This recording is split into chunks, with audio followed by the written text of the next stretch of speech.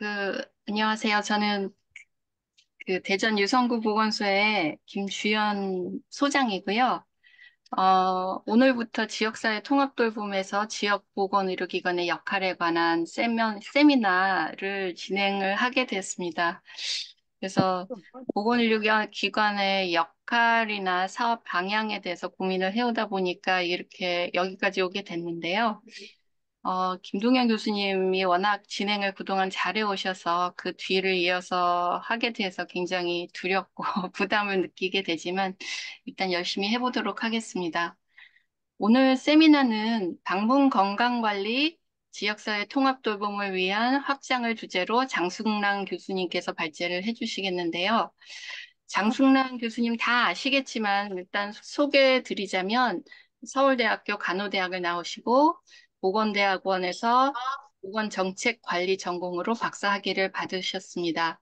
현재 중앙대학교 간호대학 교수로 재직 중이시고요. 평소에 노인보건, 장애인보건, 건강형평성, 그리고 지역보건사업 기획 및 평가 부분에 관심을 가지고 활동을 하고 계십니다. 그리고 제가 보기로는 기획뿐 아니라 현장의 경험도 굉장히 많으셔서 오늘 강의를 매우 기대를 하고 있습니다. 그래서 오늘 강의는 지금 7시 반에 시작을 했고요.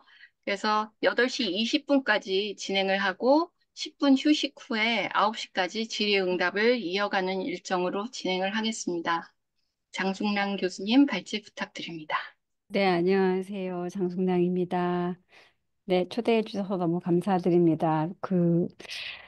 다들 전문가셔서 제가 어떻게 강의를 해야 되나 되게 걱정이 좀 됐는데, 제가 평소에 걱정하는 스타일은 아닌데도요. 지금 화면이 보이시나요? 안 보이시죠? 다시 공유할게요. 제 슬라이드가 보이실까요? 네, 보이시는 것 같아요. 그죠?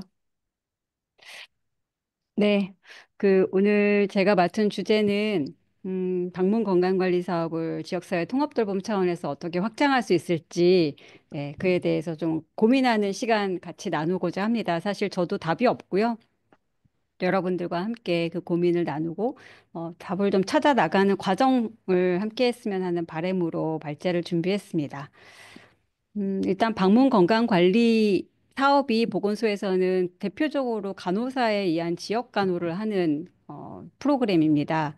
그런데 지역에서의 간호의 입지, 입장 이런 것들을 좀 생각을 해보면 방문 간호가 대체로 이제 좀 애매한 입장을 가지고 있는데 그 애매한 입장 때문에 여러 가지 측면에서 우리가 갖추어야 될 것이 많습니다. 예를 들어 법적인 체제라든지 아니면 그 안에 내부 인력의 조정이라든지 아니면 지역 자원들 속에서 어떤 방식으로 역할을 재설정해 나갈지에 대한 그런 다양한 질문들이 그동안 쭉 있어 왔는데 그 이유는 방문간호가 그동안 이제 의료나 요양 돌봄이나 지역 복지의 그 가운데에서 함께 연계를 해야만 성립이 되는 그런 특성을 가지고 있었기 때문입니다. 그래서 네, 그런 측면에서 좀 바라본다면 그 복지와 붙어 있는 간호의 입장에서는 또 예방적이고 보편적인 간호 서비스가 중요시되고 있고 또 의료와 접점에 붙어 있는 간호 영역에서는 처치에 대한 니드가 상당히 높습니다. 그래서 보건소 방문 건강관리 사업으로 간호사가 대상자를 방문했을 때 대상자가 에게 간호사라면서 이것도 안 해줘? 라는 말을 제일 많이 들었거든요. 특히 검사나 처치에 대한 니드를 가지고 있는데 그런 것이 이제 의료와 아니, 왜 자꾸 맞닿아 끊기니? 있기 때문에 어, 네, 그렇습니다. 또 간호는 요양하고도 맞닿아 있어서 요양을 예방하거나 요양 상태에 진입하는 것을 막아주는 역할 또는 요양을 받을 때 요양 단계에 있을 때 이제 간호를 통해서 함께 시너지를 얻을 수 있는 그런 접점이 또 있습니다. 예를 들어 장기 요양에서 방문 간호가 중요시 여겨지고 또 장애인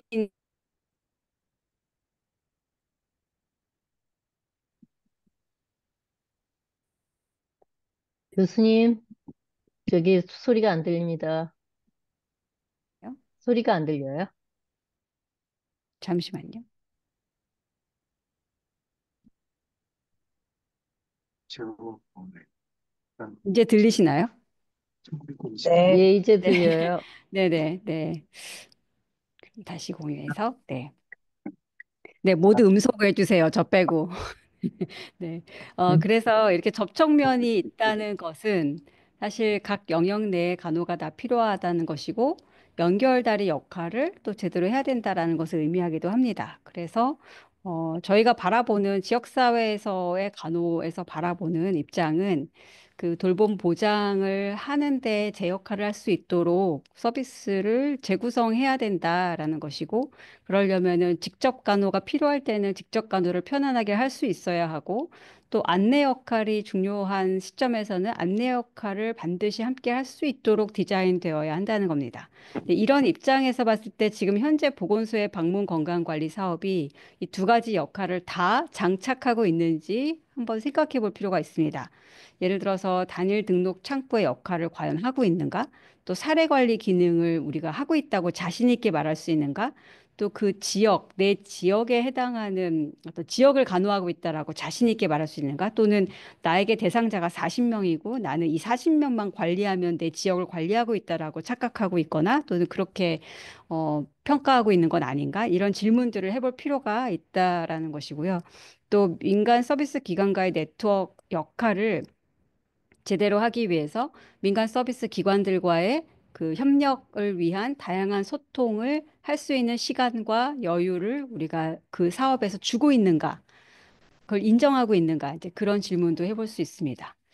뿐만 아니라 그 해당하는 인력들이 이런 두 가지 역할을 제대로 할 수 있게 인력 개발이나 교육 훈련 체계가 제대로 좀 갖추어진 상태인가라는 질문을 해볼 수 있습니다. 아마 지금 강의를 들으시는 방문 간호사 선생님들 계실 것 같은데 이런 측면에서의 교육이나 인력 개발이 어, 갖추어지지 않은 상태에서 이런 역할을 지금부터 하자라고 주장한다면 어렵다라는 생각도 하실 수 있을 것 같습니다. 그래서 말씀드린 것처럼 적정 수급과 공급 인프라를 가져야만 직접 간호를 편안하게 할 수 있습니다. 그리고 안내 역할을 제대로 하려면 조정 기전이나 통합적 전달 체계의 권한이나 또는 그 역할이 부여받아야 되고 그 역할을 인정받아야 됩니다. 네, 그런 인프라들과 또는 전달 체계 권한 이런 것들을 제대로 갖추어져 있는가라는 질문을 지금부터 해봐야 된다는 거고요. 이제 그렇게 했을 때 사실 방문형 건강관리 이 측면에서는 점점 더 중요해지는 이유가 그 서비스가 일어나는 곳이 집과 지역사회이기 때문에 이 권력 관계가 서비스 제공자와 수혜자 간 동등하게 맞추어지는 특징을 가지고 있고 그러면서도 개별적으로 접근할 수 있다라는 큰 장점이 있습니다. 그러니까 환자 집단으로 보지 않고 개별적으로 각 맞춤형 어, 접근이 가능하다는 거고요. 또 문제 중심이라기보다 사람을 보고 사람의 환경과 결정 요인까지도 볼 수 있다라는 큰 장점을 가지고 있습니다. 네. 그리고 가족과 이웃이 새로운 협력자로 작동하는데요. 제가 이 부분에 있어서 이제 현장에서 들었던 가장 좋은 성과 또는 평가는 뭐였냐 하면 제가 차동 사업을 처음에 기획하고 이제 1년 차 때 성과 평가를 할 때 이 말을 듣고 제가 너무 기분이 좋아서 그막 설레일 정도로 기분이 좋았는데 그건 뭐였냐 하면 어, 간호사가 사회복지사와 손을 붙잡고 지역을 돌아다니면서 그 가가호호 방문을 하고 있을 때 어떤 분이 간호사를 딱 붙잡고 아, 간호사 선생님이시죠? 라고 하더라는 거예요. 그래서 맞다고 하니까 아, 우리 밑에 집에 반 지하방이 있는데 거기에 할머니 한 분이 혼자 사시거든요. 그 집에 한번 가봐 주시면 안 돼요? 가끔 그 집을 지나치는데 아무래도 혼자 너무 외로우신 것 같고 좀 아프신 것 같기도 하고 걱정이 된다라는 말씀을 하시는 거예요. 그러니까 그 간호사와 사회복지사는 지역을 돌아다니면서 이런 서비스를 시작하면서 이웃이 다른 이웃집을 걱정하고 그 걱정한 내용을 공공보건의료 서비스에 제보를 하는 그런 모습을 이제 보게 됐다는 거죠. 저는 이게 새로운 협력자로 작동하고 있다, 이웃이. 그리고 가족들도 그래, 나는 아프니까 네가 한번 서비스 제공해봐. 이제 이런 입장이 아니라 가족이 어, 함께 돌볼 수 있는 자원으로 이제 역할을 할 수 있도록 해준다는 거. 이게 이제 방문형 건강관리의 굉장히 중요한 장점입니다. 그리고 긴 호흡의 대화와 의사소통이 매우 중요하다는 것도 이제 장점 중에 하나입니다. 그런데 한계도 많습니다. 일단 서비스를 개별화하다 보면 이제 간소화할 수밖에 없고요. 집으로 가져갈 수 있는 서비스 이외에는 하기가 어려울 수 있으며 특히 보건의료 측면에서 보면 전무된 서비스보다는 그리고 고난이도나 복잡한 서비스보다는 보다 단순화된 서비스를 해야 되고요. 또 집으로 가는 인력이, 어, 모든 다학제들이 다 같이 통으로 이동하기가 어렵기 때문에 한 사람이 갖춰야 될 포괄성의 수준이 매우 높습니다. 그래서, 그러니까 그 학제 간의 어떤 영역을 넘나들 수밖에 없고 그런 정도의 의사결정과 판단 능력이 뛰어나야 된다는 얘기고요. 네, 그렇지만 그 문제를 해결하기 위해서는 뒷심에서 팀으로 다학제가 뒷받침을 해줘야만 발굴된 문제를 적절하게 해결할 수 있고 그래서 결국 팀이 뒷받침돼야 되고요. 또 이게 반복적인 서비스여야만 네, 가능합니다. 일회성 서비스는 이제 방문형 건강관리 서비스로는 부적합합니다. 그리고 연계 협력에 정말 많은 에너지가 소요됩니다. 예를 들어서 한 사람을 방문하고 나와서 이분이 필요한 여러 가지 복지 자원들을 연결하기 위해서 하루가 그냥 다 가는 경우도 있잖아요. 그래서 이렇게 한 사람의 서비스 연계를 위해서 나의 하루를 그대로 수많은 전화와 팩스와 응답을 기다리고 뭐 이런 시간들을 그대로 보내면서 이렇게 낭비적으로 시간을 써도 되는 건가? 이제 질문이 많이 오고 갑니다. 그래서 연계 협력에 이렇게 많은 에너지가 소요되는데 과연 이게 뭐 비용 효과적일까? 이제 이런 질문들을 하게 됩니다. 이게 방문형 건강관리가 가지고 있는 그동안의 여러 장단점이라고 할 수 있는데요. 지금까지 방문형 보건의료 서비스로 알려지고 시범 사업 중인 것들은 상당히 많습니다.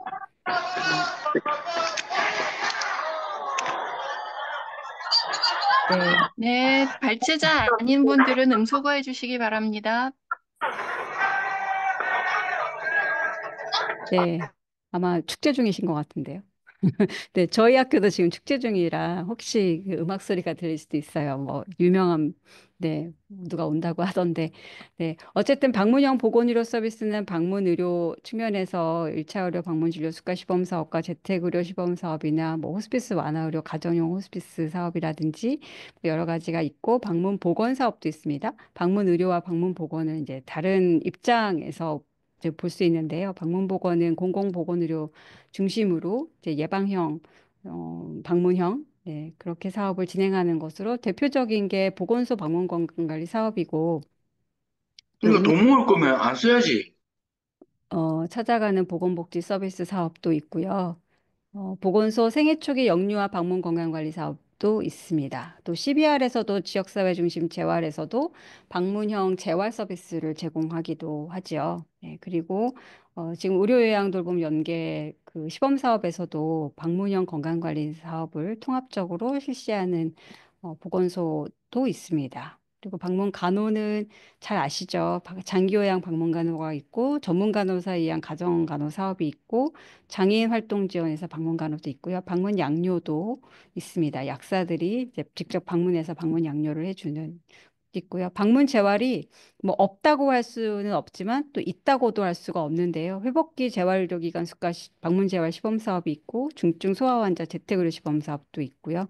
성인 장애인을 위한 맞춤형 운동 이제 바우처인데요. 이것도 있습니다. 그래서 뭐 있긴 있는데 많이 이렇게 확산되어 있지는 않지만 네, 시범 사업 중에 있습니다. 방문 구강 관리도 있다고 할 수가 없죠. 사실 장기요양 방문 간호 안에 치과 의상사에 의한 구강 관리가 분명히 있습니다. 그런데 그 장기요양 이용 실태 실태 통계를 보니까 치과위생사에 의한 구강관리 방문간호를 한 케이스는 뭐 0.2도 안 되더라고요. 그래서 이거는 제도는 있는데 거의 쓰지 않는 것 같아서 왜 이렇게 좋은 제도를 그대로 이렇게 묵혀두고 있는 건지 그것도 굉장히 안타까운 상황입니다. 지금 장기요양 수급자들이 그 구강관리를 할 수 있는 어, 방안을 많이 찾아내야 되는데 이렇게 제도가 이미 마련되어 있음에도 전혀 홍보도 잘 안 되어 있고 인프라도 갖추어져 있지 않은 것은 이제 문제라는 생각이 들고요.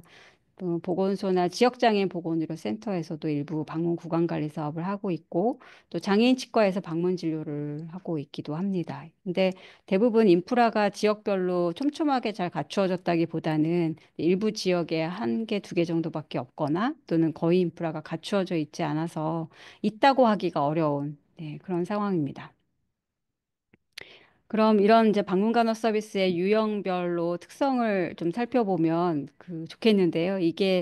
이걸 다 설명할 건 아닌데 이 특성을 좀 살펴보고자 했던 이유 중에 하나는 그냥 방문간호 서비스 하나만 보더라도 이렇게 다양한 방문간호 서비스의 종류가 있고 각각의 대상자가 각기 다르고 각각의 근거법도 다 다르고 목표도 조금씩 다르면서 어떤 거는 공공 차원에서 하고 있고 어떤 거는 민간 차원에서 하고 있는데 서로 소통은 전혀 안 하고 있다. 이제 그런 게 이제 문제점으로 지적되고 있습니다. 그래서 통합돌봄에서 이 이런 방문간호 하나만 보더라도 서로 소통을 해 가면서 서로 연계 협력을 해 나간다면 얼마나 좋을까? 또는 방문간호가 이렇게 각기 딱 찢어져 있어야 되는지 그거에 대한 질문도 있을 수 있습니다. 그러니까 제가 방문 건강관리라는 게 방문 간호만을 의미하는 건 아니지만 대표적으로 방문간호 하나만 보더라도 이렇게 각각 다른 근거법에 의해서 다른 재원으로 조금씩 다른 대상자 또는 어떤 건 또 오버랩되는 대상자를 가지고 서로 각자 발전되어 가고 있는데 서로 소통은 할 수 있는 체계는 안 갖춰져 있고 이게 또 통합돌봄의 저해 요인이 되는 거죠.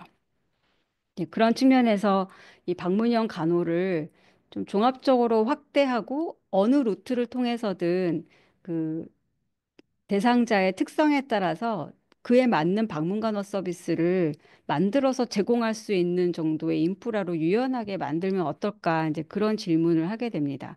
예를 들어서 내가 중증 상태 노인이라면 장기요양 방문관으로 가야 되고 경증 전노세라면은 내가 저소득층이어야만 이제 보건소에 눈에 띄게 될 것이고 네, 만성 질환을 갖고 있으면은 이거를 방문간호를 받으려면은 어떤 병원에 입원했다가 퇴원하면서 가정간호를 받게 되고 뭐 이런 정도로 각자의 대상자의 특성에 따라 또는 나의 그 소득 수준이나 나의 취약성 정도에 따라 어떤 방문간호를 뭐 어떻게 이용해야 다 다르게 구성되어 있다는 겁니다. 그런데 그렇지 않고 어떤 상태에 있든 필요한 방문형 건강관리 서비스가 있다면 그것을 진입해서 누군가 배분하거나 또는 맞추어 줄 수 있으면 얼마나 좋을까? 이제 그런 질문을 하게 되는 거죠.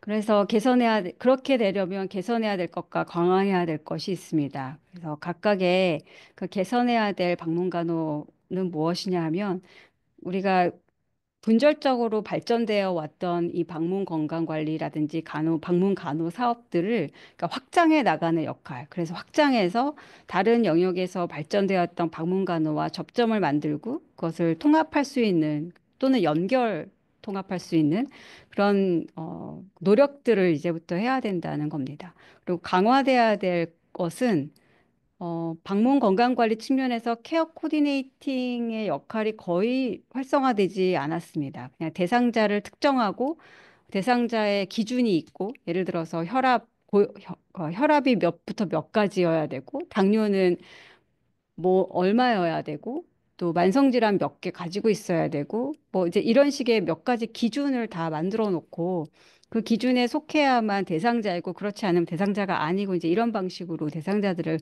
각 사업마다 갈라 놓았잖아요. 이제 그렇게 하다 보니 시민들은 아주 똑똑한 시민으로서 내가 어디에 속하는지를 잘 알고 있어야만 이제 서비스를 받을 수 있거나 서비스를 요구할 수가 있습니다. 이제 그렇게 하기보다는 내가 케어 코디네이터에 의해서 내가 어떤 서비스를 받을 수 있는지, 그리고 방문 간호 중에서 내가 어느 기관으로부터 오는 서비스를 받는 것이 가장 적절한지에 대해서 상담하고, 네, 연결될 수 있는 이제 그런 정도의 어, 프로세스가 있어야 된다는 거죠. 네.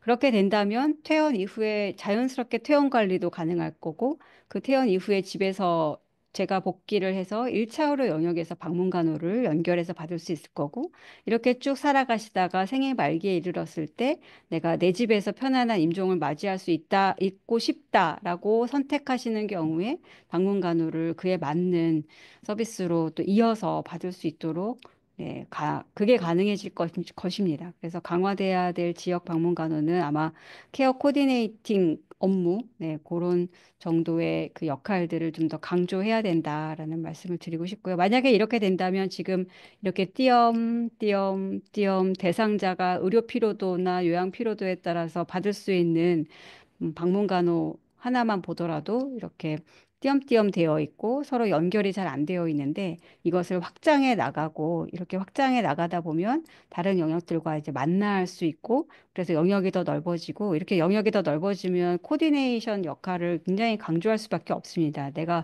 어느 영역에 존재하는 사람인지에 따라서 어느 기관으로부터 어떤 방문 간호 서비스를 받는 게 가장 좋은지를 네, 안내받을 수 있기 때문입니다. 그래서 어떤 사람들은 예방형의 건강증진 영역의 방문 간호가 굉장히 중요할 수도 있고 어떤 분들은 일정 기간 간호처치, 욕창과 같은 급성기 간호처치를 좀 받아야 되는 시기나 또는 사람이 있을 수 있습니다. 그 사람은 항상 변동하기 때문에 그 상태가 고정되어 있지 않습니다. 그래서 그 변동하는 것에 따라서 쭉 받아야 될 어떤 방문형 건강관리 서비스를 제대로 이제 받을 수 있도록 코디네이션 하는 역할들이 필요합니다.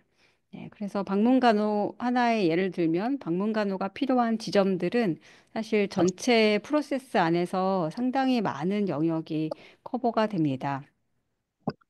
이- 그러니까 이게 다 방문간호 대상자다라고 얘기한다기보다 이 방문간호가 필요한 지점들이 존재하고 그 지점에 어떤 방식으로든 방문간호가 좀 이루어져야 되는데 사실 어떤 데에는 인프라가 거의 없고 네, 서비스가 거의 없고 또 어떤 데에는 있어도 네, 뭐 시범 사업 중이고 또 어떤 데에는 인프라는 있다고 하는데 내 지역에는 없고 뭐 그런 것들 투성이인 거죠 지금은. 그래서 꼭 있어야 할 이렇게 빨간색으로 표시된 이런 이 방문간호가 필요한 지점들에 그 각각의 이 방문간호와 연결된 이 법안들이 이제 여기 있거든요.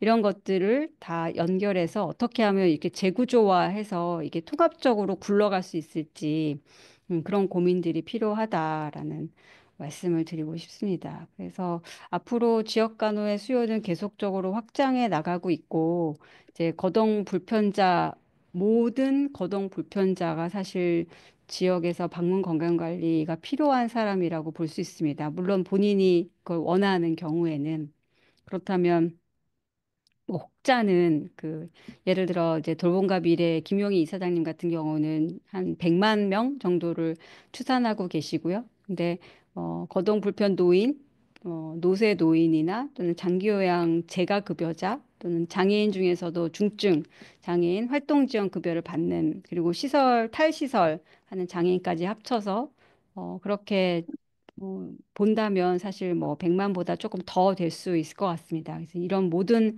거동 불편자에게 접근할 수 있는 방문 건강 관리를 디자인하고 재구조화하는 그런 노력들을 앞으로 해야 되고 또 더 나아가서 지금 이제 초고령 사회가 됐죠. 그래서 이 노인 인구 1,000만이 넘어섰기 때문에 이제는 생애 말기 돌봄에 대해서 굉장히 빠르게 이제 준비를 해야 되는데 1년에 질환으로 인한 노인 사망자 수가 35만 명으로 추산이 되고 있습니다. 그렇다면 이 35만 명에 해당하는 질환으로 인한 노인 사망자에 대해서 우리가 생애 말기 돌봄을 할 수 있는 적정한 인프라를 갖고 있는가라고 한다면 사실 이분들이 호스피스 완화의료 서비스 중에서 입원형을 가장 선호하고 그걸 위해서 많은 노력을 입원하기 위해서 많은 노력을 기울이는 이유는 집에서 도저히 생애 말기 돌봄을 할 수가 없기 때문에 그렇거든요. 그렇다면은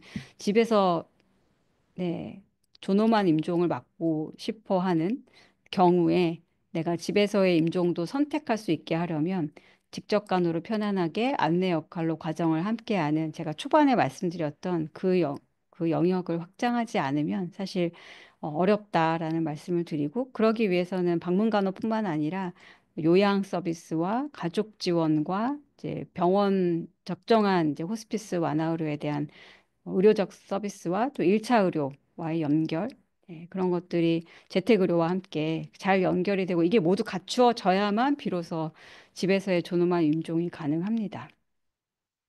그래서 제가 제안드리고 있던 거는 사실 이게 그 통합돌봄 관련해서 그 이제 보건복지부 장관이 두 번이나 이제 앞으로의 뭐 방향성이나 이걸 발표를 하셨고 그때 발표가 함께 됐던 내용이긴 한데 그동안 이제 이루어지지는 않았습니다. 시범 사업도 이루어지진 않았는데요. 그럼에도 불구하고 통합돌봄 안에서 이제 이 영역을 한번 해보겠다라고 그 방향성을 잡고 있기는 합니다. 그게 뭐냐 하면 이제 재택간호 통합센터라는 이름으로 가칭인데요. 지금은 재택간호 통합센터 또는 저는 이제 그 제안하기로 지역간호센터라고 제안을 했는데 네, 이것을 제안 드렸었습니다. 아까 말씀드린 것처럼 1차 의료 케어 코디네이션 그리고 퇴원 후 방문 간호, 장애인과 노인의 상시적인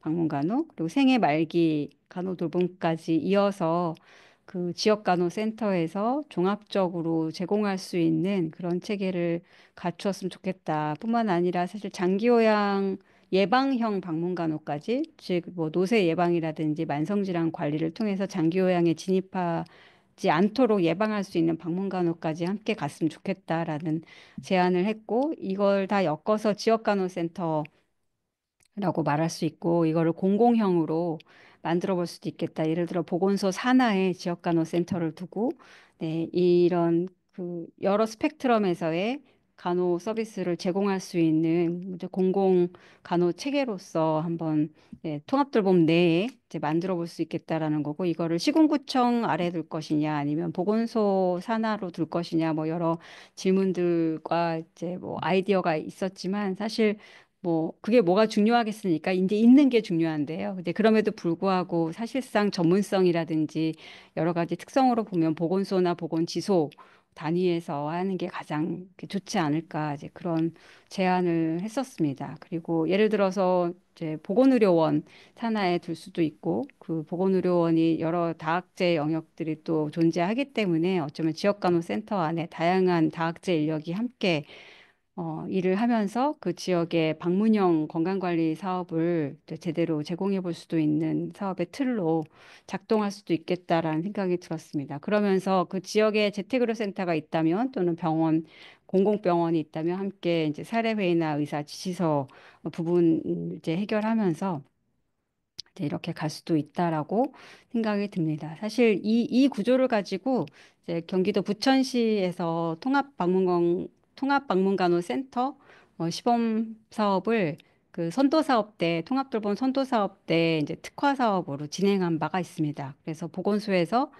장기요양 방문간호에 해당하는 간호사도 기간제 계약직으로 한 분 채용을 하고 또 가정 전문 간호사도 한 분 채용을 하고 나머지는 이제 보건소 방문 건강관리 사업을 하고 있는 간호사 선생님이랑 같이 팀을 이루어서 이제 요거를 한번 다 해보려고 이제 시도한 바가 있고요. 이제 그러면서 여러 가지 장단점을 함께 겪었던 것 같아요. 그래서 그런 물론 단점도 있습니다. 뒤에 단점도 이제 얘기할 텐데 그런 장단점을 함께 겪으면서 이게 이렇게 되는구나라는 경험도 했지만 아, 이게 이래서 안 될 수도 있겠구나. 정말 힘들구나 이런 것도 경험을 했습니다.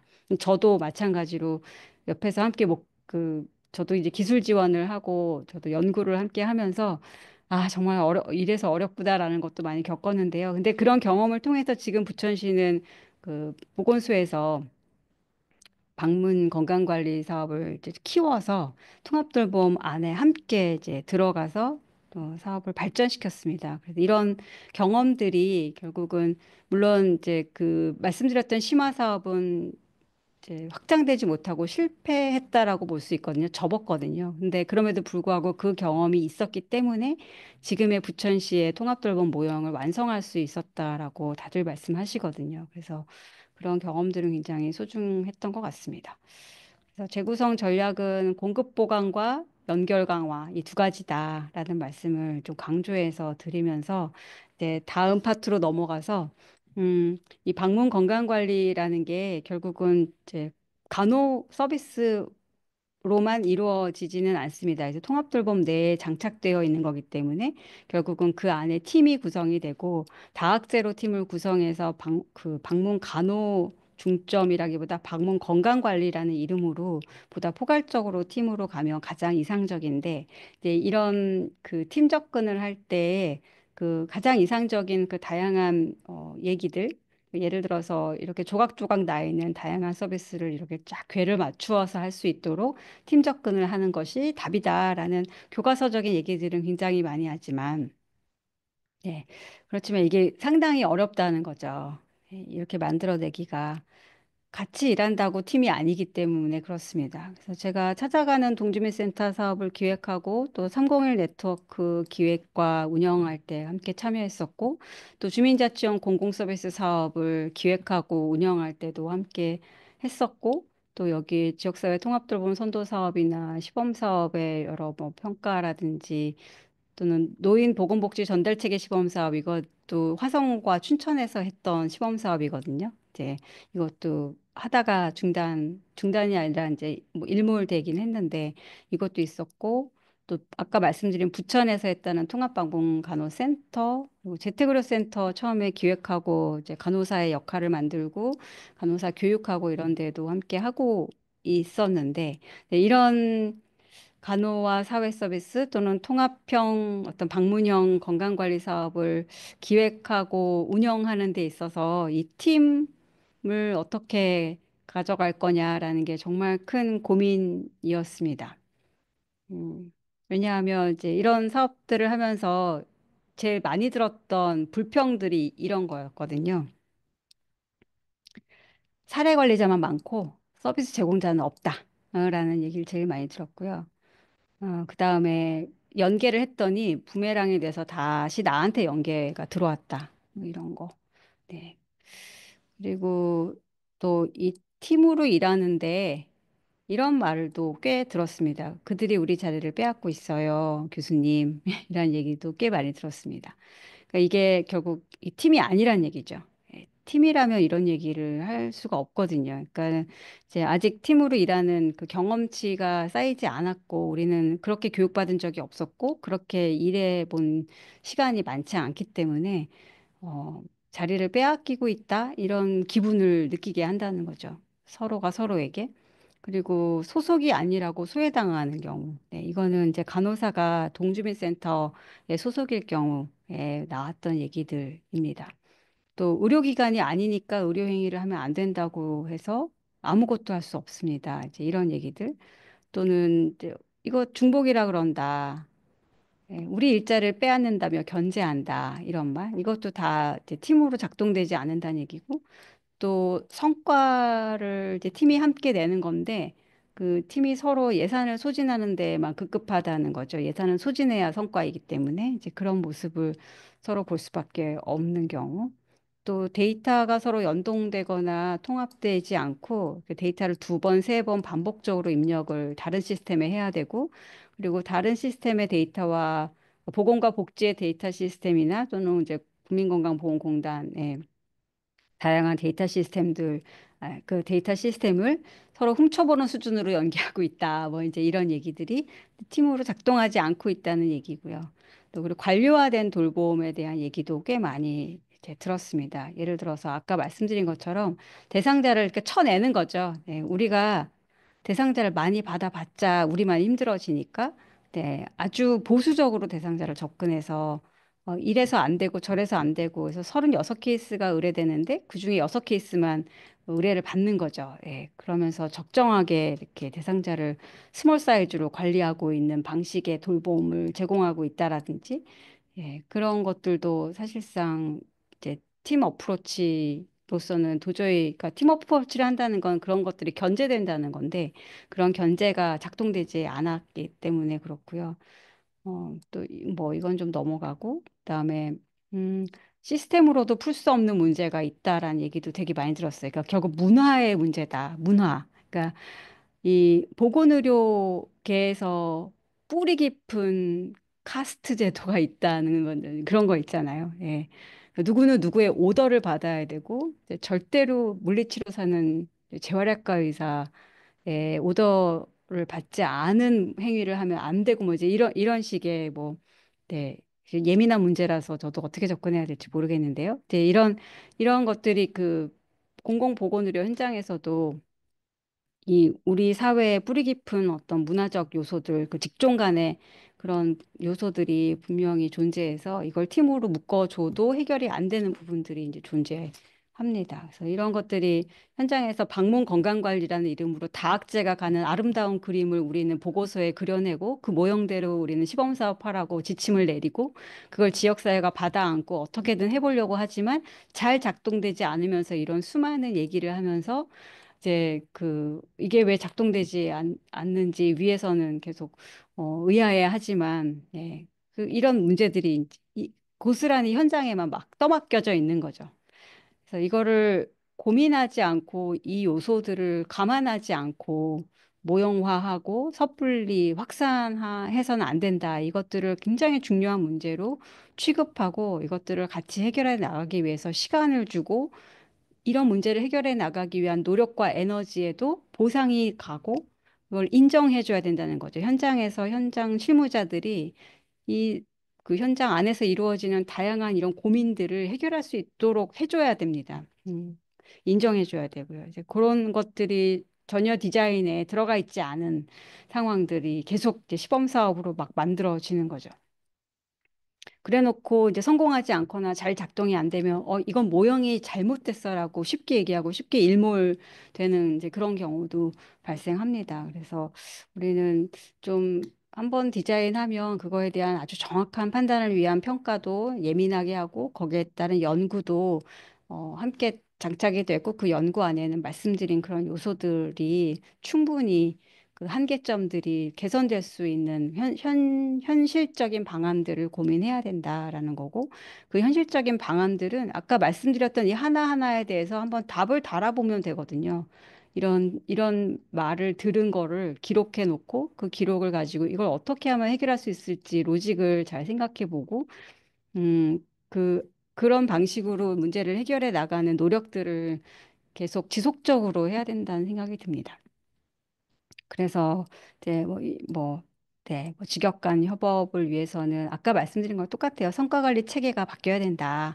예, 시간에 대한 또 경험에 대한 성과를 분명히 인정해 줘야 되고 또 연계 협력의 정보나 조정자의 역할을 충분히 줘야 되고 뭐 제도 간 정합이 어차피 안 돼서 현장에서 어쩔 수 없이 할 수 없는 내용들이 국가가 이미 제도 설계를 그렇게 해놓고 지역사회 현장에서 이거를 통합해 보라고 다 떠맡겨 놓으면 제도 간에 이미 분절시켜 놓고요. 예를 들어 장애인 활동 지원과 노인 장기 요양이 완전히 분절돼 있는데 이제 그런 것들을 뭐 통합을 너네가 돌봄이 필요한 자들에게 통합적으로 잘 제공해 봐 이런 식으로 떠맡겨 놓는다는 건또 너무나 큰 숙제거든요. 지역의 입장에서는. 그리고 주체의 문제에 대해서도 계속 읍면동이냐, 뭐 시군구냐, 뭐 이제 이런 이야기들 함께 논의하지만 사실 지역에서 정하도록 하는 것도 중요한 방법 중에 하나일 수 있고요. 그다음에 서비스가 개발되지 못하는 것 중에 하나는 각각의 서비스의 어떤 그 제공자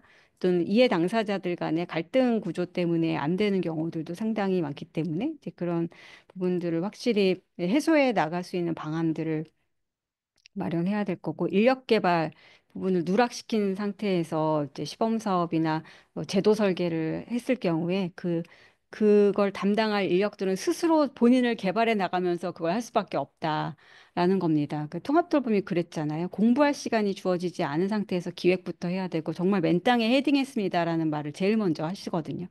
네, 그랬을 때 그 업무 역할이나 범위나 내가 갖춰야 될 역량에 대해서 공부할 수 있는 시간과 그 이제 네, 여유를 줬어야 된다라는 거고 정보도 이미 교류되지 않은 상태에서 정보는 일단 우리는 합칠 수 없으니 니네들이 알아서 현장에서 정보를 잘 연결해봐라고 하는 것도 이것도 말이 안 되죠. 사실상 이거부터 했어야죠. 통합을 하려면 정보 통합을 어떻게 할 수 있을지에 대한 고민을 가장 먼저 하고 그게 이제 인프라기 때문에 그 다음에 이제 문화나 주인의식이나 신뢰와 선명성 이런 문제들이 남는 건데 이런 것들은 아주 긴 호흡으로 가야 하겠습니다. 그래서 제가 드리고 싶은 말씀은 사실 다 드렸거든요. 그래서 지금부터는 이제 지역사회 통합돌봄에 여러분들 아마 귀에 딱지가 앉을 만큼 많이 들으셨을 수도 있는데 이제 그 사례에 대해서 좀 말씀을 드리고자 합니다.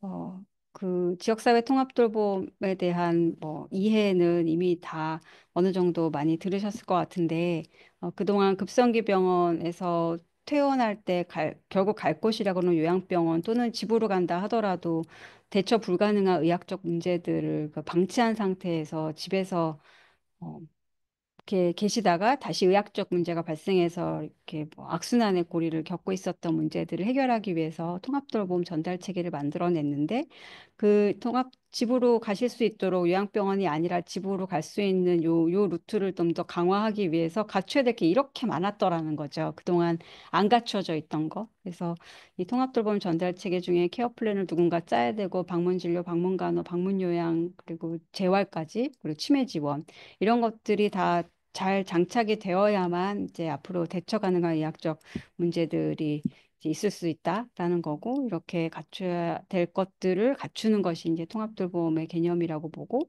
그러기 위해서는 이제 근접한 공간과 관계 속에서 이루어져야 된다. 그리고 생애 주기별로 이것들이 함께 연결돼야 된다. 뭐 이런 얘기들이 통합돌봄의 주요 개념 중에 하나였습니다. 네, 이 생애 주기별로 보면 사실 지금은 노인에 중점되어 있잖아요.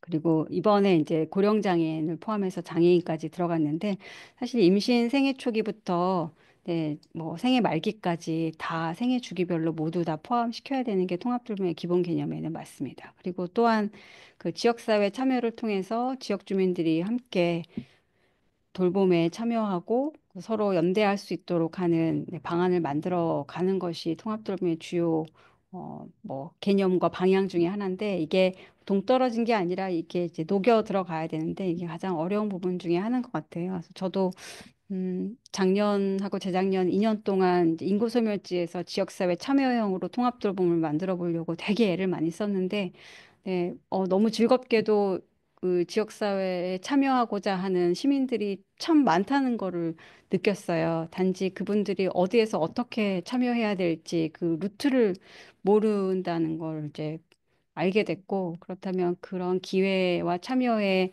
루트를 많이 만들어주고, 그들이 자신의 역량에 따라서 참여할 수 있는 여러 가지 수준의 참여를 우리가 펼쳐 보여줘야 되는데, 여러 수준의 참여를 우리가 펼쳐 보여주지 않았던 것 같습니다. 그냥 단순히 동원되는 정도의 지역 참여가 우리가 가장 익숙한 방식인데, 내가 그 다른 수준에서의 참여도 가능하다는 것들을 이렇게 쫙 내가 한눈에 볼 수 있게 지역 주민들이 그리고 쉽게 접근할 수 있게 만들어주는 게 또 관건인 것 같습니다. 네, 그런 얘기고요. 네, 그래서 이렇게 뭐 이런 요소들을 다 갖췄을 때 이제 파편화되고 분절화되고 불충분한 이제 건강 돌봄 체계를 이제 개선해 나갈 수 있을 거다라고 다양한 전문가들이 이제 이야기했었죠. 네, 그래서 그거의 가장 우선 과제는 사례 관리다라고 해서 사례 관리를 엄청 이제 강조를 했고 지역사회 통합 돌봄에서 처음에 선도 사업 할 때부터도 그랬는데 음, 막상 돌봄 통합 지원법이 제정되고 나서 지금 논의되는 것을 보면 이 사례 관리를 누가 할 거며 어떤 사람들을 양성하고 어떤 자격을 갖추게 할 거며 그리고 어떤 교육 훈련을 받으면 되는지, 네, 몇 명이나 필요한지 이런 거에 대한 논의가 너무 조용하게 없는 거예요. 그래서 앞으로 이 부분이 좀 더 강조돼야 되겠다라는 생각이 들고요. 그런 것을 이제 다 합쳐서 기획할 때 결국 지역 단위로 기획을 하시게 될 텐데 그런 지역 단위의 기획에서 우리가 또 중요하게 봐야 될 것은 내 지역 안에서의 지역 간 불평등 양상까지도 항상 염두에 두고 그 지역 간 형평성을 높일 수 있는 방향으로 이제 기획돼야 된다. 여기까지가 이제 통합돌봄의 기본적인 내용이고요. 이걸 통해서 지금 현재 시범사업 운영 중인 내용들 중에 몇 가지 짚어보면 좋을 만한 것들 말씀드리고 마칠 그 강의는 마치고 잠깐 쉬었다가 네, 할까 합니다. 일단 부천시 사례는 제가 말씀드렸던 바대로 그 보건과 복지가 정말 잘 통합되어 있다라고 그 얘기를 하고 있습니다. 그래서 그런 가장 근본적인 이유가 보건소가 방문형 보건의료 통합 조정의 역할을 어, 했기 때문에 그래요. 네, 이것을 이제 부천형 통합건강돌봄센터라는 이름으로 아까 말씀드렸던 이제 그 통합방문간호센터 그 특화 사업 했던 거에 경험치를 살려서 방문 건강관리 사업을 다학제로 꾸리고 통합 건강돌봄센터로 명명하고 이 보건소의 이 역할이 부천시청 내에 이제 통합돌봄과와 딱 밀착해서 전체적으로 사례 관리 속에서 같이 작동할 수 있었기 때문에 이제 부천시 사례가 항상 중요하게 언급되고 통합형으로 가장 아름다운 통합형으로 그 이야기되고 있습니다. 그렇다면 우리가 이제 보건소 또는 뭐 지소도 좋고 이런 식의 공공 그 보건의료 안에서 이런 식의 그 디자인을 통해서 통합돌봄 내에 함께 작동될 수 있도록 이제 구성하는 방안들이 가장 좋은 어떤 모양이 아니겠는가라고 말씀드리고 싶고요. 그 속에서 또 혁혁하게 공을 세운 게 이제 보건소의 이런 이제 통합형 건강돌봄센터와 그 재택의료센터, 이제 민간 의료기관인 재택의료센터가 되게 공공성 높은 민간의료기관으로서 함께 작동돼 주면서 그에 해당하는 그러니까 민간의료기관이 투입돼야 되는 중요한 대상자의 요구에 대해서 가차 없고 네, 그 뭐라고 말씀드려야 될지 모르겠는데 어쨌든 그 쳐내지 않고 굉장히 밀착해서 잘 연결 해줬다라는 거고 이것들은 사실 공공성이 높은 민간 의료 기관의 역할이었습니다. 이게 잘 그 서로 아귀가 잘 맞았다라는 생각이 들고요. 그런 것들이 시너지를 줄 수 있었다라는 사례로 이야기되고 있습니다. 또 의성군 같은 경우는 이제 보건 지소를 기반으로 해서 의성형 보건복지 어, 어떤 틀을 만들었습니다. 그래서 보건과 복지를 연결함에 있어서 이제 지소를 기반으로 해서 찾아가는 보건복지 팀을 만들어서 네, 통합형으로 운영했다는 게 굉장히 또 중요한 좋은 사례였고요. 또 의성군에서는 보건진료소에서 방문간호를 이제 중점적으로 했습니다. 그래서 보건진료소장님들이 뭐 전문 간호사를 채용해서 이제 방문 간호를 시행했는데 사실 요거는 지금은 이제 더 이상 이루어지고 있지 않다고 해요. 직접 전문 간호사를 통해서 보건진료소가 방문 간호를 해보려고 했고 시도했는데 생각보다 이게 운영하기가 쉽지는 않았던 것 같습니다. 여러 가지 이제 뭐 청구의 문제도 있고 이제 본인 부담금의 문제도 있고 뭐 여러 가지 측면에서 이제 공공에서 이제 이렇게 하기가 좀 쉽지는 않았던 것 같아요. 그럼에도 불구하고 이런 시도를 했다는 것, 예를 들어서 보건진료소가 방문간호 서비스를 좀 제공해야 되겠다라는 아이디어를 가지고 이걸 해결해 보고자 여러 시도에 접근을 했고 그 시도의 뭐 성패를 굉장히 중요한 경험 삼아서 이제 앞으로 더 좋은 모형으로 개발해 나갈 수 있는 어떤 밑바탕을 마련하셨기 때문에 굉장히 중요한 경험이라는 생각이 듭니다. 그다음에 진천군 사례도 되게 중요한데요. 예, 진천군도 사실 뭐 들으신 분도 계시겠지만, 그 진천군에 있는 병원에 그 진천군청에 이제 간호사가, 네, 간호사가 이제 그 병원으로 가서 그 병원의 퇴원 환자들을 모니터링하고 퇴원 환자 연계를 이제 열심히 이제 하면서 어, 진천형 통합돌봄을 만들어낸 모형입니다. 그래서 진천은 지금 성과가 장기요양 수급률이 이제 줄어들었다 그러더라고요. 그만큼 중증 어떤 그 의료기관에서 치료를 받은 이후에 장기요양으로 진입하는 것을 어느 정도 예방하는 효과들을 가져왔다고 합니다. 청량고는 좀 넘어가고요. 그래서 정리해서 말씀드리면 의료와 보건과 복지 연결을 위해서 이제 방문형 건강관리 사업의 어떤 확장형을 고민해야 되고 제가 두서없이 여러 가지 어떤 아이디어나 또는 방향성 같은 것들을 말씀드렸는데 어떤 그 건강 형평성을 제고하면서 지역사회에서 통합돌봄을 두 가지를 다 감안할 수 있으려면 이제 공공보건의료 안에서 그 역할을 강화하는 방안들을 짜 나가는 게 좋겠다라는 말씀을 좀 강조드리면서 마치겠습니다. 네, 감사합니다. 네, 딱 시간 정확하게 맞춘 강의 감사드립니다. 그리고 지금부터 일단은 10분이 아니라 9분 쉬고 딱 정각 8시 30분에 논의를 다시 시작하도록 하겠습니다. 잠시 쉬겠습니다.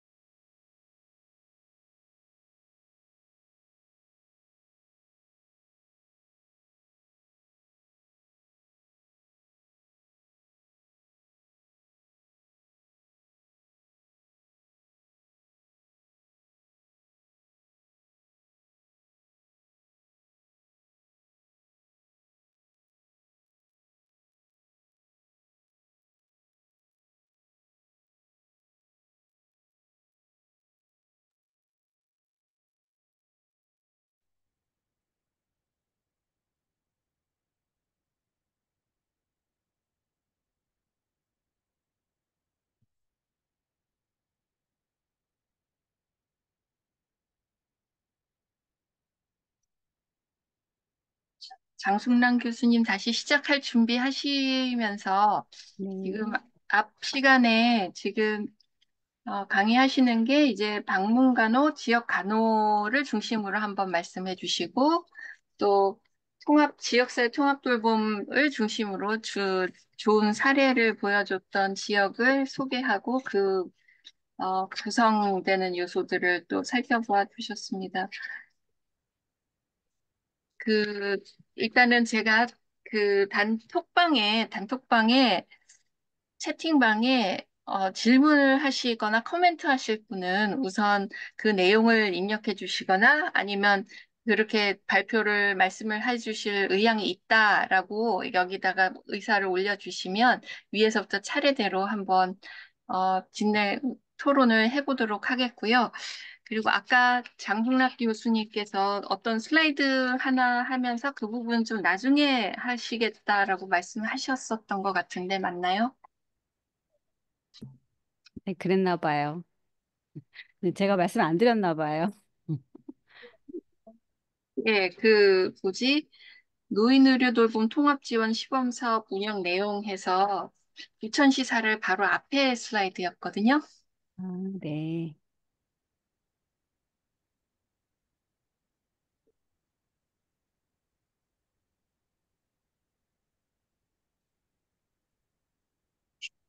아니면 바로 토론으로 들어가도 좋고요.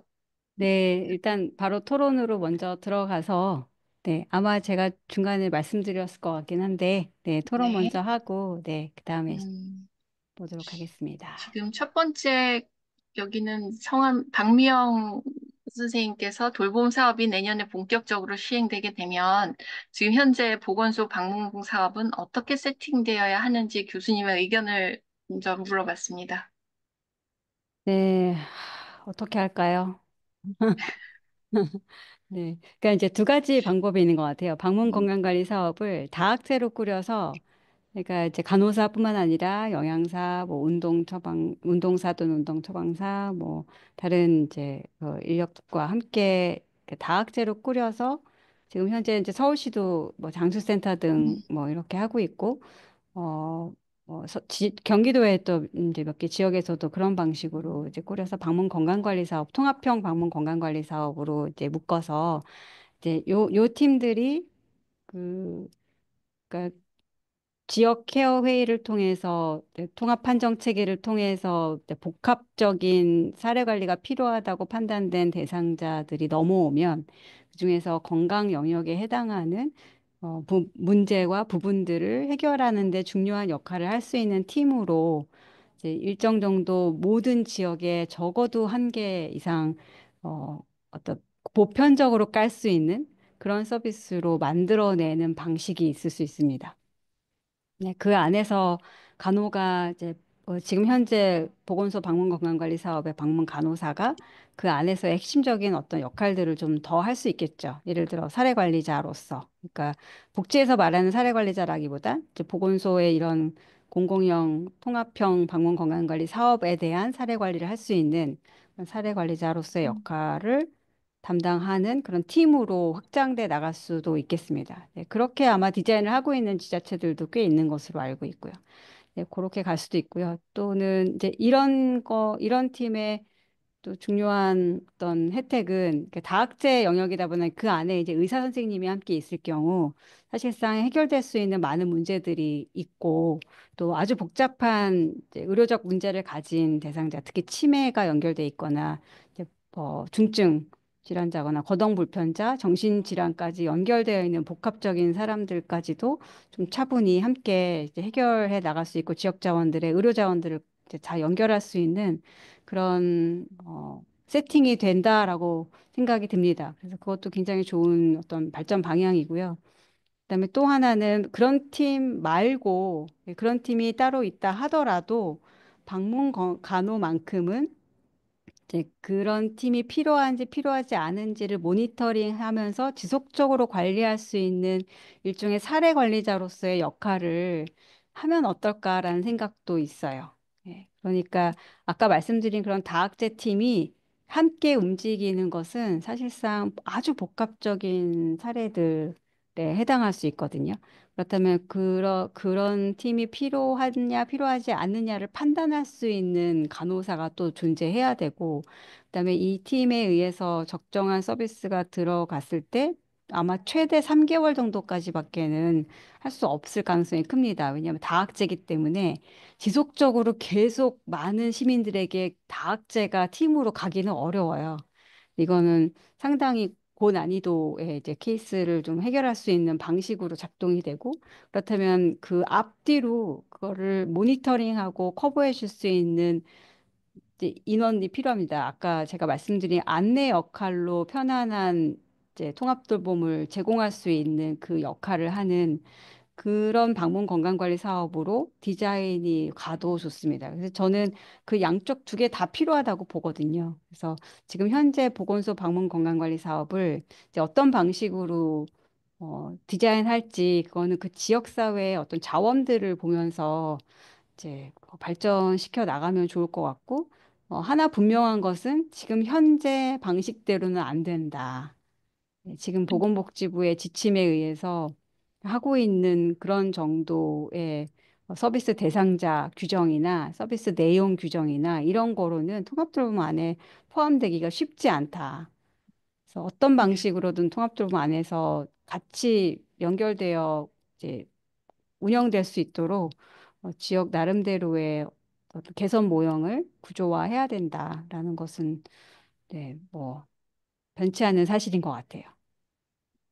네, 지금 저도 되게 풍월에 이제 들리는 소문은 그 복지부 쪽에서는 이제 방문건강관리 사업 중에서 이제 우리 만성질환자나 이렇게 심하지 않은 노쇠도가 심하지 않은 대상자들은 아예 일몰 그 부분의 사업은 일몰을 시키고 대신에 그 여유가 생기는 만큼을 돌봄 연계를 강화하는 쪽으로 좀 투입을 하는 것 그리고 보건소 내의 사업끼리 예를 들면 치매랑 방문 재활이랑 방문 가원로랑 그 다학제 팀 내지는 그런 사업끼리의 연계를 강화하는 그런 쪽으로 좀 투입을 하는 것이 어떤가 하는 그런 쪽으로 준비를 하고 있는 것으로 제가 좀 들은 것 같고요.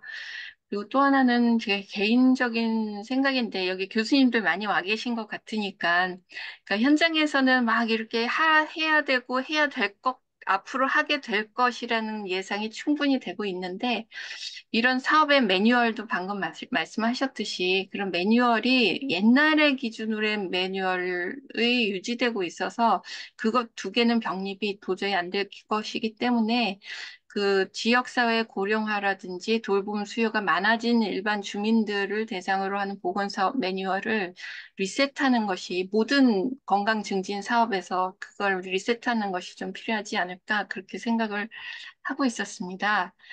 그다음에 지역사회 통합 돌봄을 이야기하면서 직접 간호 서비스에 대해서 주민 수요가 이런 것들이 많이 있는데 그런 것들이 과연 전국 단위로 사업을 확장했을 때 인력 배치가 가능할 것이냐에 대해서 의견을 묻는 김시현 선생님의 질문이 있었습니다.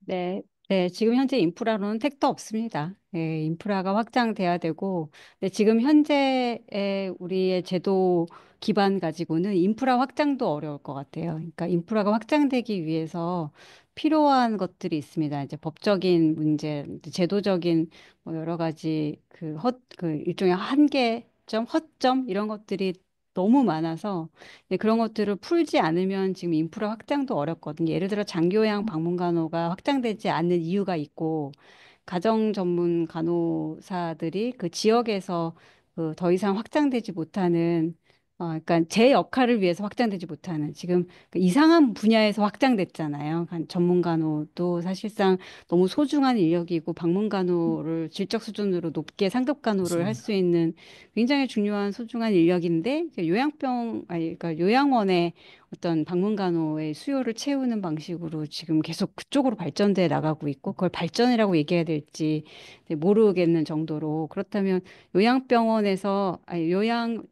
요양시설에서 간호를 장착할 수 있는 방식으로 요양시설들이 그 전문 간호 서비스를 제공할 수 있게 해줘야 이 방문 간호를 진짜로 해야 될 가정 간호사들이 그쪽으로 안 가거든요. 지역에서 진짜 제가 서비스를 제공하는데 지금은 제가 서비스를 제공하는 가정간호보다는 요양시설에 가는 가정간호가 훨씬 더 많고 그게 예, 그쪽 드라이브가 꺾어지지가 않기 때문에 이제 이런 한계들이 각 제도마다 다 있어요. 그래서 이것들을 하나씩 다 해결해 나가야만 이게 인프라가 이제 확장이 될 거고 그렇다면 이제 그래서 이제 어려운 거예요. 하나하나 그 각 제도만 따져서 보면 그래서 결국은 이제 나온 이야기가 새로운 형태의 방문간호를 만들자라는 거, 통합형으로.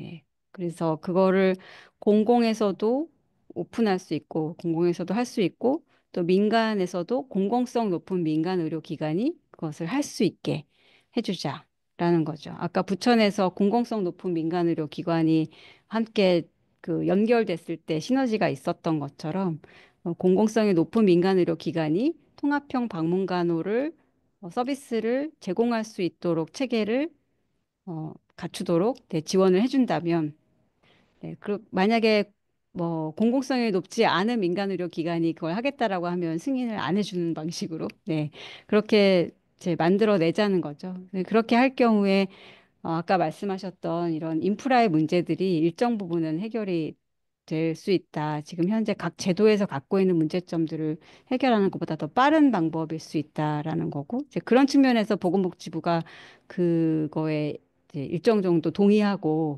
그렇게 뭐 사실상 발표까지 했던 거거든요. 근데 막상 지금 이게 모든 게 이제 의료 대란 때문에 다 먹었어요. 그 모든 이슈를 다 먹혀가지고 이게 이제 한 발자국도 나가지 못했습니다. 사실상.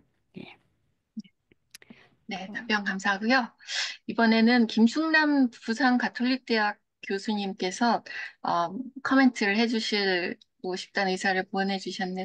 교수님, 여기 안녕하세요. 계시겠죠? 네. 저는 코멘트는 아니고요. 장충남 교수님 잘 아실 것 같은데, 지금 저희가 이제 고민하고 있는 이 내용을 이제 저 같은 경우는 그 임상 백그라운드가 보건진료원이었습니다. 그래서 지역사회 말초에서 간호사들이 얼마나 많은 일을 할 수 있는가를 젊은 시절을 경험을 했었고, 그 다음에 이제 제가 부가적으로 그 뒤에 이제 전공으로 들어갔던 게 생애말기였어요. 그래서, 아, 그 우리나라 호스피스 제도의 그 병원 중심형 모델의 제한점을 어떻게 극복할까? 왜냐하면 누구나 다 죽으니까. 예, 그래서 지금 그 부산시 시민건강국장님이 저희 대학 옆에 보건소의 소장님으로 계실 때, 그다음에 오늘 이제 여기에 들어와 있는 또 저희 제자 대동대학에 있는 김소영 교수. 예, 이렇게 세 사람이 브레인스토밍을 해서 공공형 모델을 한번 만들어 보자. 예, 그래서 보건소에 방문간호 사업이 있고 재가암 사업이 있고, 그다음에 그때는 이제 호스피스가 아니라 지역 암센터가 있었고, 예, 그렇게 해서 그 1차 완화 의료의 개념을 보건소 중심에 심어서 저희가 병원과 지역사회에서 생애말기 돌봄을 어떻게 그릴 건가에 대한 환자 경로와 자원 경로를 기획해서 부산시를 2년간 설득했습니다. 예, 그래서 지금 이제 장충남 교수님께서 그린 그림 중에 지역 간호센터 아래에 뭐 질병 스펙트럼이라든가 아니면은 생애 주기별 스펙트럼의 어떤 그 조금 더 서브로 스페셜한 그런 이제 전문 센터로 부산시는 시 지자체가 연 10억을 투자해서 부산 가톨릭대학교의 호스피스 완화케어 센터 사업을 위탁해서 2009년부터 지금까지 저희가 운영을 하고 있습니다. 그래서 그 과정 중에 많은 R&D를 거쳤고요. 시행착오도 많이 거쳤고, 그 다음에 정말 힘들었던 게 사회복지와의 협업. 그 다음에 정말 힘들었던 거는 재택의료가 안 된다라는 거, 방문의료가 안 된다라는 거.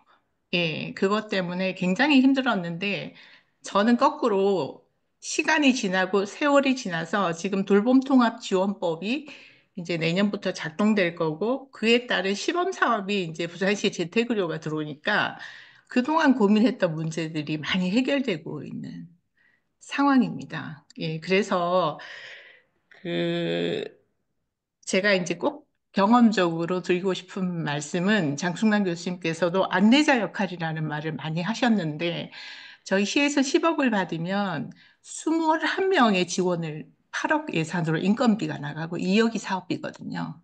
근데 그 중에 5명이 센터에서 컨트롤 타워 역할을 해요. 병원과 지역사회의 어떤 협업, 연계, 리퍼. 예, 그래서 환자들의 경로를 반드시 가이드해주는 코디네이터 역할을 하는 널스가 있어야 된다. 전문 간호사 수준에서. 예, 그래서 그동안 굉장히 제가 고통스러웠던 거는 호스피스 전문 간호사임에도 불구하고 임상이 10년, 20년 있었던 사람들도 정말 이렇게 드레싱 하나 할 수 없고 아무것도 할 수 없다라는 무력감. 예, 그것 때문에 저랑 함께 일하다가 나간 간호사 선생님들이 굉장히 많습니다. 예, 근데 저는 이제 지금, 아, 야, 김소영 교수 물 만난 것 같다. 시대가 드디어 온 것 같다. 그래서 간호중심의 스테이션을 가지고 연 환자를 한 800명 정도를 보거든요. 환자만 보는 거 아니고, 뭐, 기타 교육 홍보 이런 것들을 다 하는데, 드디어 이제 그 지역 인프라, 의료 인프라가 이제 붙어와 주는 거예요. 그래서 이런 형태의 모델도 있다라는 거를 말씀을 드리고, 정말 그 건물 안에서 일어나는 돌봄보다 지역사회에서 발생되는 돌봄은 너무나 많은 시간과 자원과 사람이 많이 필요한 거. 그래서 아까 교수님 말씀 중에 저희도 한 환자를 위해서 3일을 할애한 적이 있어요. 예, 그래서 이런 여러 가지의 그 경험을 한 부산시에 그 생애말기 모델이 있다라는 거를 말씀드리고 싶었고요. 우리가 아까 긴 호흡이라 그러셨잖아요. 긴 시간과 노력과 인내. 근데 저는 반드시 커뮤니티, 지역사회, 보건소가 중심이 된 어떤 그 지역 간호센터는 반드시 있어야 된다라고 저도 생각을 같이 하고 있습니다. 예, 감사합니다. 네. 감사합니다. 네. 네. 장숙란 교수님 따로 하실 말씀 네, 없으신가요? 네, 너무 동의하고요. 네, 그 부산, 네, 저도 꼭 한번 가서 보고, 음, 네, 저희 앞으로 그 좋은 사례로 함께 소개할 수 있도록 하면 좋을 것 같습니다. 예, 그 다음 감사합니다. 질문은 이제 김숙란 교수님 아까 말씀해 주신 것과도 연결 조금 되는 것 같은데, 직접 간호를 하려고 보니 제약이 굉장히 많고, 그, 아까 얘기해서 이제 의료행위 측면의 제약이라고 밑에 설명해 주셨는데, 이런 부분에서는 좀 개선이 될 만한 움직임이 있는지, 그거 하고, 또 부천시 모범 사례 그러니까 이제 지자체 예산이 상당히 지금은 아마 국비 지원이 있는데 이제 시범 사업 기간이 끝나면 이제 지자체 예산이 그만큼 들어가야 되는데 각 지자체에서는 이제 지금은 모범 시범 사업 지역은 국비 지원을 받아서 그걸 하지만 전국적으로 이제 시행이 되면 국비 지원이 없잖아요. 그런 상황에서 이런 것들을 어떻게 세팅을 해야 될지에 대한 음. 고민들이 많을 것 같아요. 음. 그런 부분에 말씀이 있었던 것 같고요. 질문에 대해서 그 답을 좀 의견들을 주시면 좋겠습니다. 네, 직접 간호 부분은 정말 풀리지 않은 숙제인데, 사실 그 의료법 위반 소지 때문에 항상 그러는 거거든요. 이제 의료기관을 개설하지 아니하고는 이제 아래와 같은 의료업을 할 수 없다라는 의료법 조항이 있고, 그래서 의료기관에서 그 소속되어서 종사하지 않은 간호사가 이제 그 의료행위를 하는 경우, 그러니까 의료행위라는 건 간호행위죠. 를 하는 경우에 의료법 위반 소지로 자꾸 이렇게 걸리는 건데요. 그것 때문에 사실 간호법이 필요했던 거긴 해요. 그래서 간호사가 그 소속 기관에 상관없이 이제 그 보건활동, 이제 기타 법률에 의거한 보건활동이나 건강 증진을 위한 활동을 위해서는 네, 의료기관 내가 아니더라도 여러 지역사회에서 뭐 간호행위를 할 수 있다. 뭐 이런 정도의 어떤 법적인 뒷받침이 필요했던 건데 사실 지금의 간호법에 그 내용이 없습니다.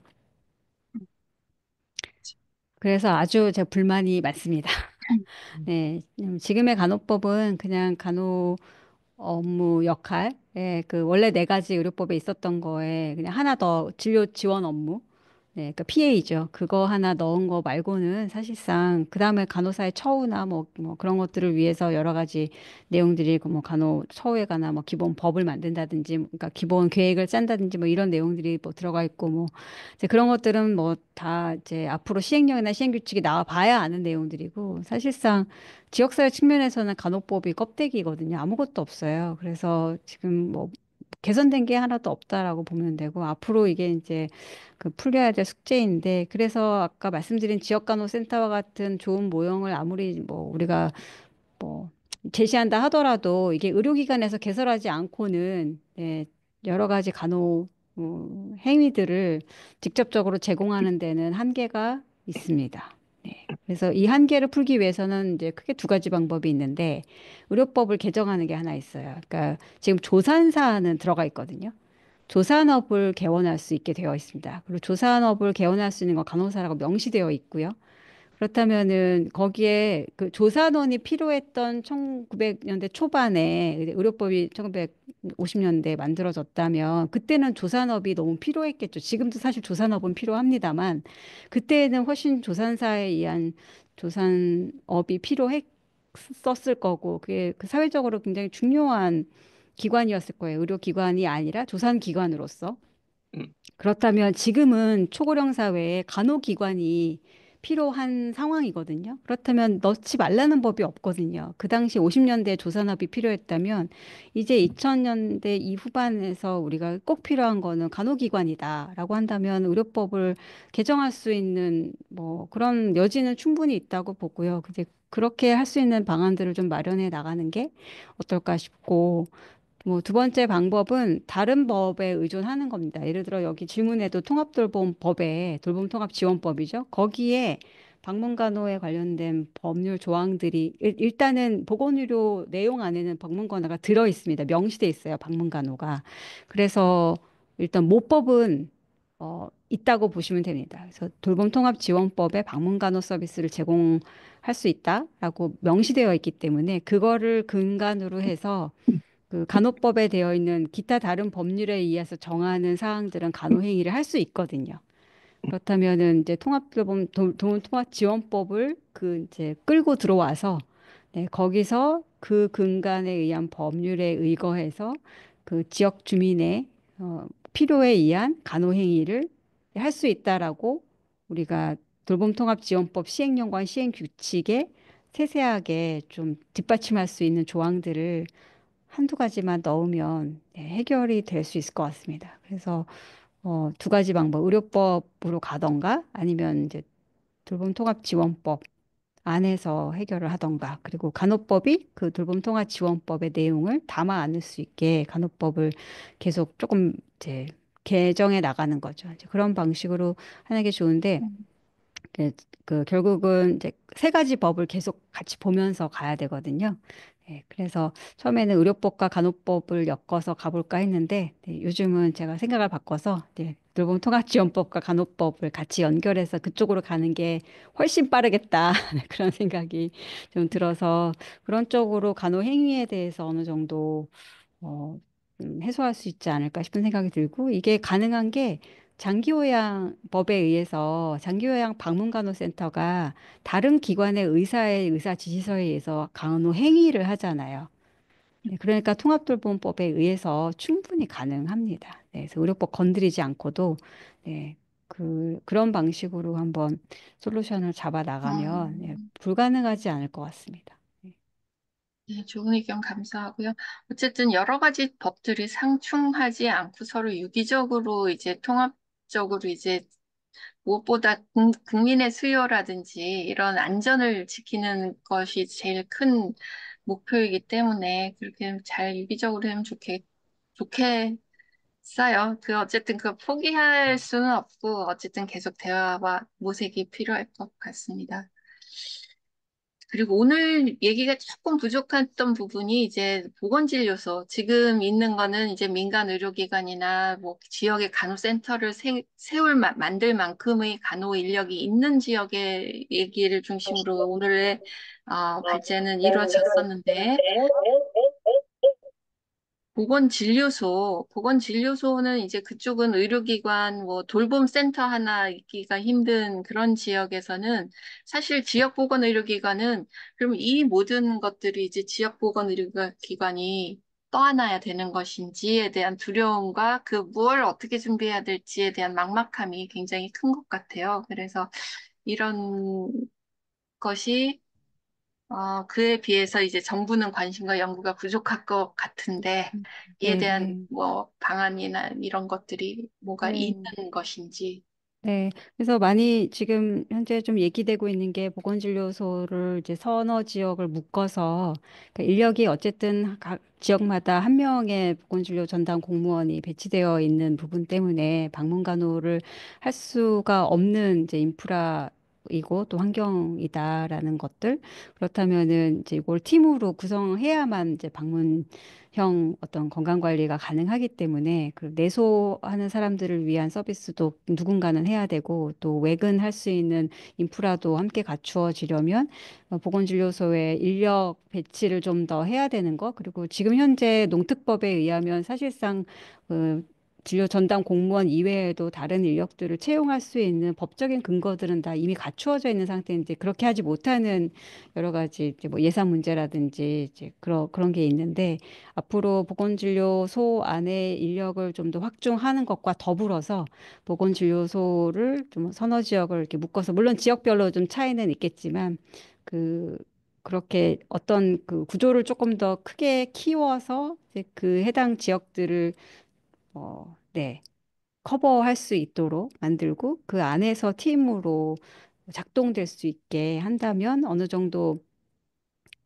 그 지역의 부족한 의료 서비스 내용들을 함께 채워 나가는데 이제 어떤 인프라로 디자인할 수 있지 않을까 뭐 그런 이야기들을 여러 이제 돼서 여러 토론회에서 저도 얘기를 듣고 굉장히 좋은 아이디어라는 생각은 드는데 이것도 사실 지역에 따라 네, 다르게 좀 접근될 수 있을 것 같아요. 그리고 무엇보다도 이게 모든 게 다 여기에는 아까 말씀하신 예산부터 시작해서 인적 자원이나 여러 가지가 또, 뭐, 포함되는 거기 때문에 이제 그런 식의 디자인을 하는 데 있어서 지자체가 어떤 주도적인 그런 역할을 좀 하고, 네, 네, 리더십도 좀 필요하다는 생각이 듭니다.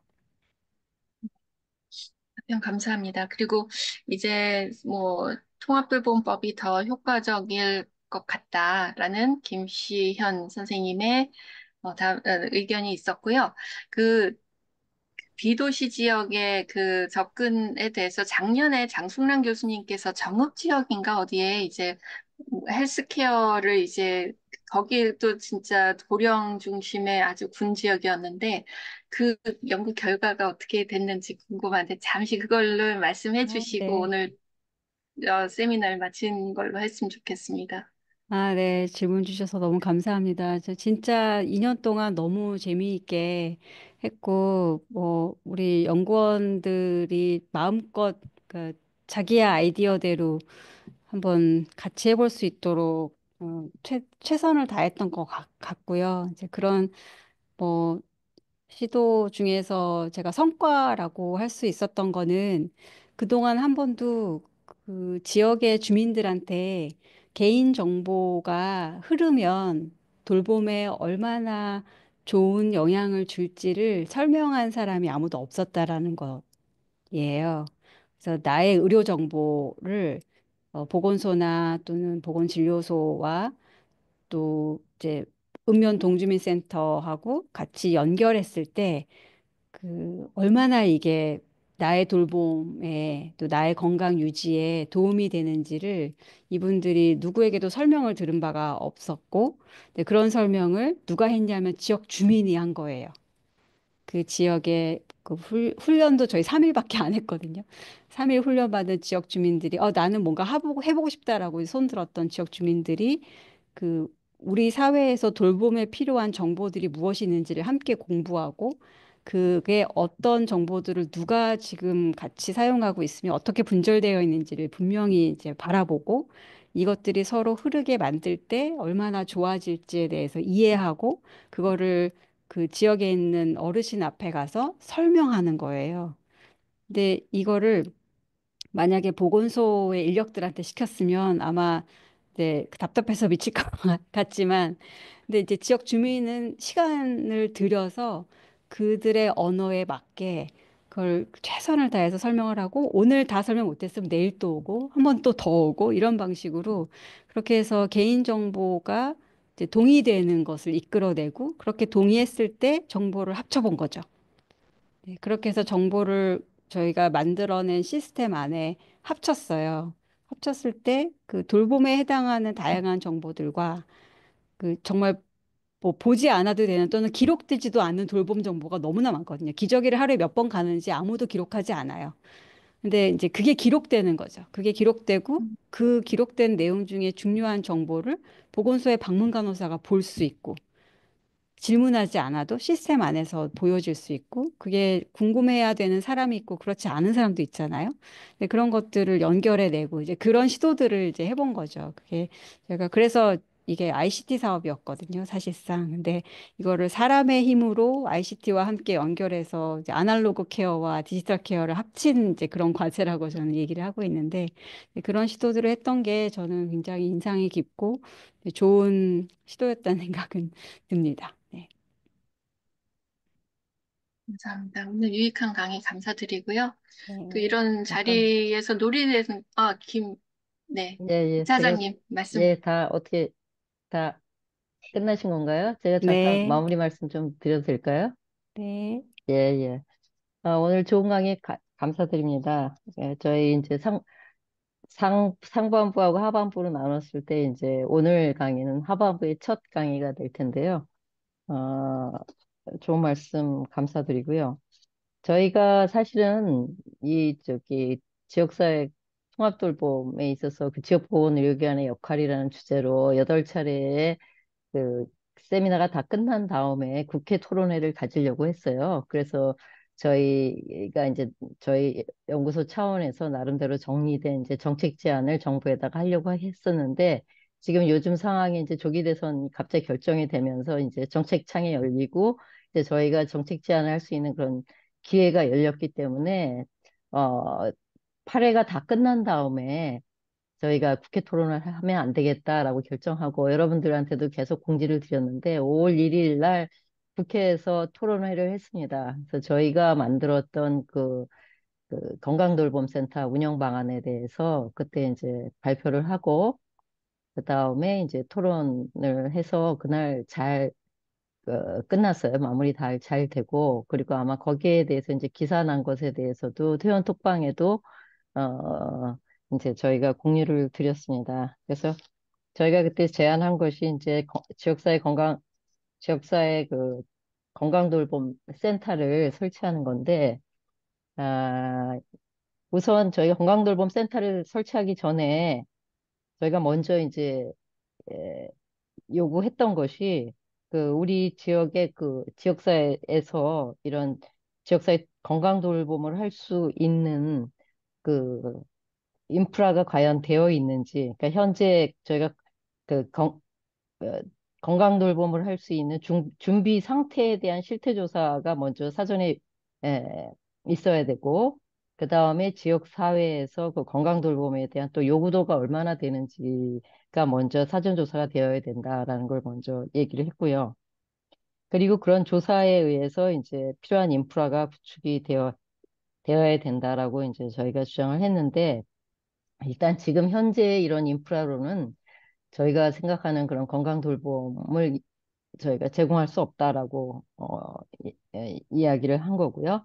그래서 저희가 이제 요구한 것이 도시 지역의 경우에는 인구 10만당 1개소씩의 그 건강 돌봄센터가 어, 만들어져야 되고, 그 다음에 농어촌 지역 같은 경우에는 인구 1만 명당 1개소씩의 건강돌봄센터를 이제 설치를 해야 된다라고 이제 요구를 했습니다. 그래서 적어도 1개소의 건강돌봄센터에는 한 8명 정도의 정규직 인원이 새로 어, 필요하다라고 얘기를 한 거고요.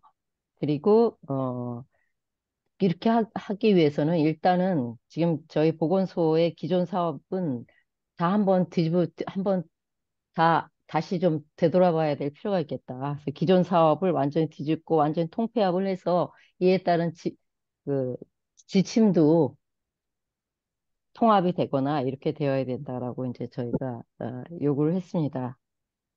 그래서 제 생각에 뭐 오늘 뭐 그 장순환 교수님께서 얘기하신 이런 지역 간호센터 같은 것도 이제 글쎄요, 저희 건강돌봄센터 저희가 이제 제안했던 거하고는 이제 조금 뭐 연결이 되기도 하고 또 그렇지 않을 수도 있겠는데요. 어쨌든 저희는 건강돌봄센터라는 그런 조직을 통해서 거기서 이제 직접 서비스를 지역 주민들한테 그 통합돌봄, 그 건강돌봄 서비스 직접 제공하기도 하고 또 연계하기도 하고 또 이 조직을 통해서 또 주민 참여에 또 어떤 그 담당 그런 조직이 되기도 하고 이걸 저희가 제안을 했던 거거든요.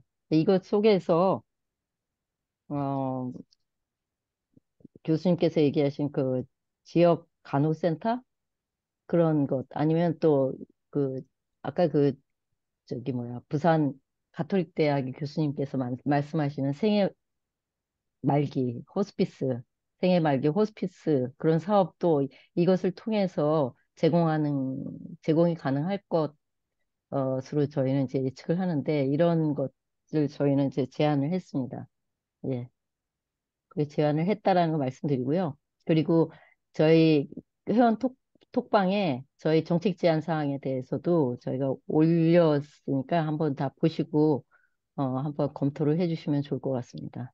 그리고 저기 뭐야 제가 시간이 좀 늦긴 했는데 그 장순환 교수님께 좀 질문 하나 드리고 싶은데요.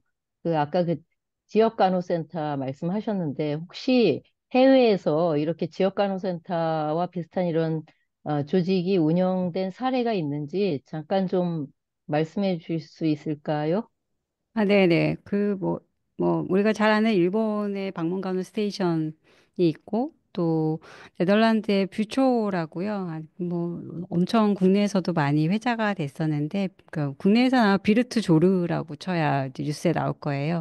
그래서 그 네덜란드의 지역간호센터 같은 경우가 가장 대표적으로 제가 얘기했던 그런 형태가 뭐 인구 10만 명당 한 개 정도로 굉장히 점조직화돼 있고 모든 지역에 공평하게 뿌려져 있거든요. 이제 그런 거기서 공공에서 하는 거고.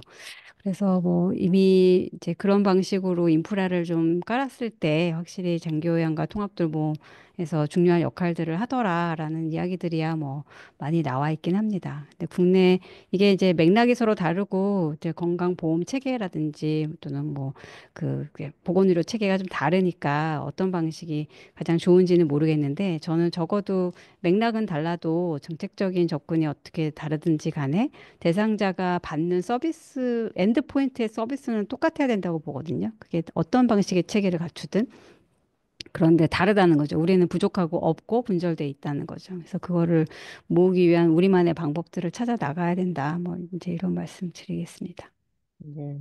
제가 생각하기에도 우리나라 지금 너무 인프라가 부족하기 때문에 공공이든 민간이든 너무 인프라가 부족한데 저희가 생각하기에는 일단 공공 분야에서부터 이런 건강 돌봄을 할 수 있는 인프라를 구축을 해야 할 필요가 있겠다.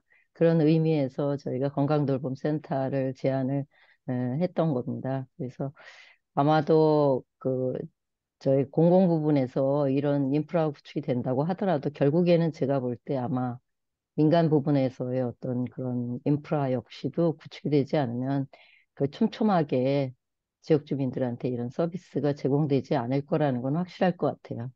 근데 어쨌든 저희가 그 건강돌봄센터를 제안하게 된 데에는 지역사회의 많은 지역사회에서 아주 주체적으로 좋은 모델을 많이 개발해 주신 그런 보건소 덕분에 저희도 이런 그걸 어떻게 보면 거기를 다 그 유형들을 많이 참조를 해서 그걸 제안을 했던 거거든요. 근데 그러니까 제 생각에는 이 건강 돌봄에 있어서 각 보건소 아까 교수님들께서도 각 지자체 사례를 많이 소개해 주셨지만 여기에서도 소개되지 않은 그 서울의 그 종로구 보건소의 사례라든지 아니면 서울시 장수 노인센터의 사례라든지 건강동행센터라든지 이런 쪽들의 어떤 지자체들의 노력 그리고 오늘 제가 처음으로 그 부산의 그 사례 호스피스 관련된 그런 사례도 오늘 참 들었는데요. 이런 이렇게 선도적으로 이렇게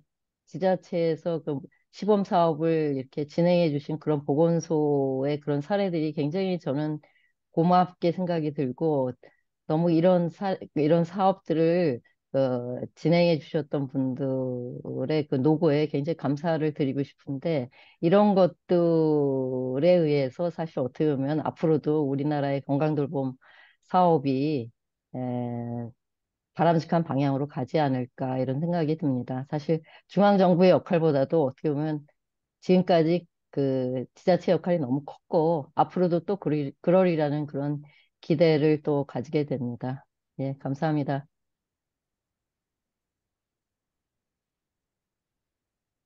네, 오늘 그러면 김혜경 이사장님 말씀을 끝으로 오늘의 세미나를 마치도록 하겠습니다.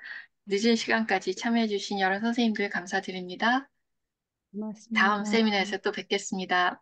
감사합니다. 감사합니다. 수고하셨습니다. 감사합니다.